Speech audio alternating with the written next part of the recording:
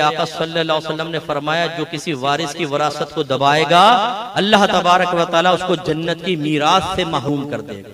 मैं आप सबसे एक गुजारिश ये करता हूँ कि आप जिस हालत में है ना, एक अपने माल के बारे में फतवा ले लें कि अगर आज मैं मरूंगा तो मेरे वरासत का हकदार कौन होगा और किसको कितना हिस्सा मिलेगा। मेरी बात मान लीजिएगा, बहुत फायदे में रहेंगे। वरना मैं अवामी आदमी हूं, मैंने बाप के मरने के बाद अपने सामने छोटे भाई को बड़े भाई का और बड़े भाई को छोटे भाई का गिरबान पकड़ते हुए देखा है। मारपीट होती है आपस में अब्बा की प्रॉपर्टी की तकसीम के ऊपर। अब्बा तो चले गए दुनिया से और बाद का दो शादियां करके चले जाते। आप में से भी हो सकता है ऐसा हो कि कोई अपने सर के बाल कम करने के लिए दूसरी शादी के ख्वाब देख रहा हो, आता जाता कुछ नहीं है, दूसरी शादी के ख्वाब नजर आ रहे हैं। आपको पता है दुल्हन इंसाफ कैसे होगा? जब आप दो शादियां कर लेंगे, आपकी प्रॉपर्टी कैसे उनके दरमियान तकसीम होगी, कैसे आपकी दो औलादें लड़ेंगी झगड़ेंगी आपस के अंदर, और देखी जाएगी। हम बस शादी करें, वक्त गुजारें, कब्र में चले जाएं और फिर जाते जाते लड़ो मरो, ला इलाहा इल्लल्लाह मुहम्मद, चले गए अब्बा जान। अरे भाई आपने क्या किया? ये आपने दीन सीखा, उनको सिखाया, तो आप वरासत का ये मसला ले लें। फर्ज कर लें आपके सामने ही कोई वारिस फौत हो जाए, फिर दोबारा फतवा ले लें इंशाअल्लाह, और ये घर वालों को बता दें कि इसके मुताबिक तकसीम करना, इंशाअल्लाह आप बहुत अच्छे रहेंगे। लेकिन अगर आपने ऐसा नहीं किया, कितनों को दिया हुआ है, कितनों से लेना है, कितनों को कर्जा दिया हुआ है, कितनों का देना है, कितनी प्रॉपर्टी है, कैसे तकसीम होगी, अगर आप नहीं करेंगे। पहली चीज तो मैंने देखी है, करीब तरीन दोस्त होते हैं, दोस्त का इंतकाल हुआ, अगर उसका कुछ पैसा अमानतन रखा हुआ है बताते नहीं वारिसों को, दबा लेते हैं फौरन। क्या पता है, मैंने करीबी रिश्तेदारों को देखा।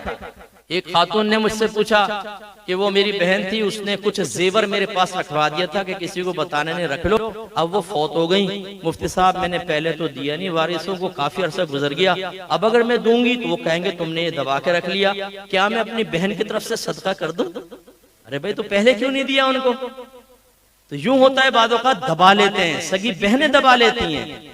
अपने एक डायरी बनाएं, अगर आप मुनासिब समझे, किसको कितना दिया है, कितना लेना है, कितनी आपकी प्रॉपर्टी है, कितने बैंक अकाउंट्स हैं, उसमें कितना आपका माल है, वो लिखकर कहीं महफूज जगह रखें। और जो सबसे काबिल एतमाद उसको घर में बताएं कि मैं मर जाऊं अचानक तो ये कर लेना। बाद वक्त इतनी अचानक मौतें मैंने देखी हैं, आपको नहीं पता कि डाकुओं ने कैसे एकदम गोलियां मार दी हैं।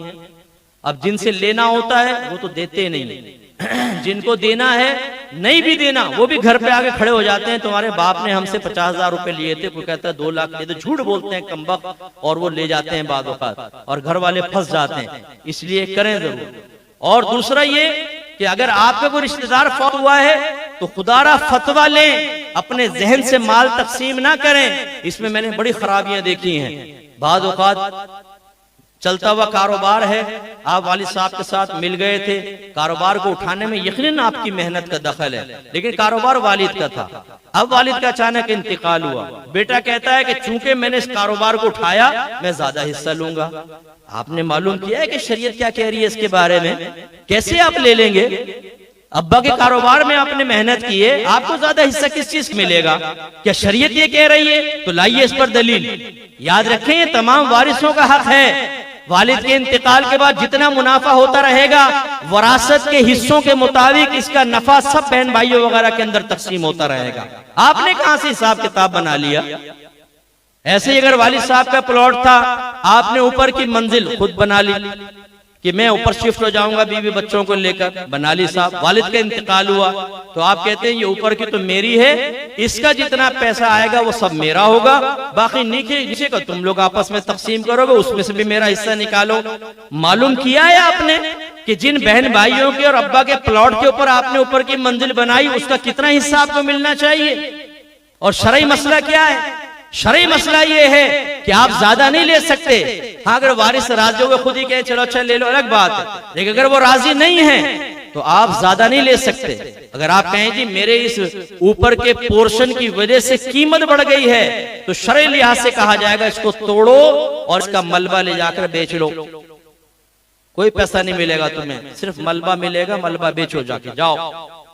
शरीयत तो सीखें।